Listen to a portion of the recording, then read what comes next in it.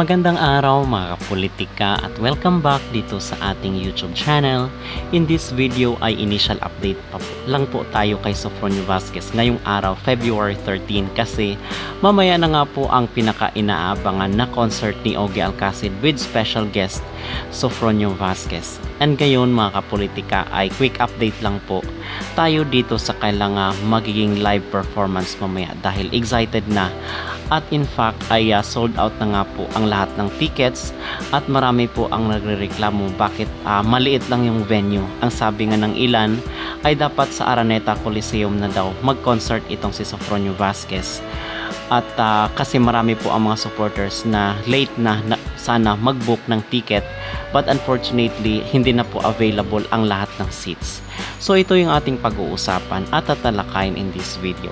Pero bago ang lahat ay huwag kalimutang mag-like at mag-subscribe na rin kayo para updated kayo sa ating mga latest issue. At nagkaubusan na nga po ng ticket para dito sa maging concert ni Sofronio Vazquez mamaya dito sa Resorts World.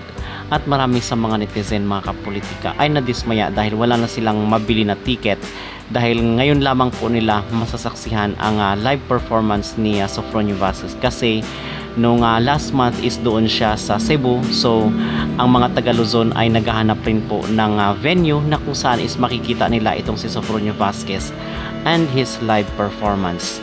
Okay, kasi sa screen lang po talaga natin siya napapanood. So mamaya na po at sold out na nga po itong concert. Ang sabi po dito ng isang netizen, great Sofronio, sana next time sa Araneta Coliseum naman para lahat kaming fans mo dito sa Metro Manila ay makakapanood din. Malamang di pa rin ma-accommodate lahat sa isang araw pagluluwas ang fans from provinces. Simple lang ang pangarap ko. It's one of my dreams to watch your live performance. May God bless you and keep you safe always. Please Sofronio Vazquez, Araneta naman soon. Wanted to buy tickets for your Soler Resorts North concert but no more tickets available. Sad. At yun po ang ilan sa mga naging komento ng mga netizen dito sa post ni Sofronio Vazquez na in-announce niya na sold out na nga po yung concert ni Ogie Alcacid kasama itong si Louie Ocampo mamaya po dito sa Resorts World. So siguro ay okay na pagbigyan ni Sofronio Vazquez yung mga hiling ng mga supporters niya na sana ay sa malaking venue naman soon para yung mga tagahanga niya dito sa Luzon ay makita siyang mag-perform live. Okay, so yun po ang ating ipinapanawagan at the same time yung mga supporters rin po ni Sofronio Vazquez. Sana ay gagawin naman ni Sofronio yung kanyang concert dito sa Metro Manila.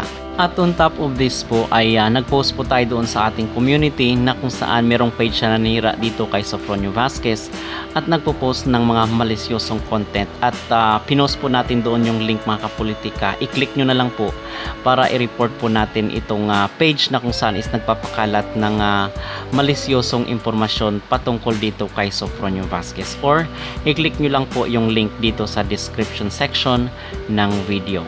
So ano yung mag-reaction dito sa concert ni Sofronio Vazquez mamaya together with Ogie Alcacid? At nararapat lang ba na magkaroon na rin ng concert itong si Sofronio Vazquez dito sa Araneta Coliseum? Mag-comment down below at huwag kalimutang mag-like at mag-subscribe na rin kayo para updated kayo sa ating mga latest issue.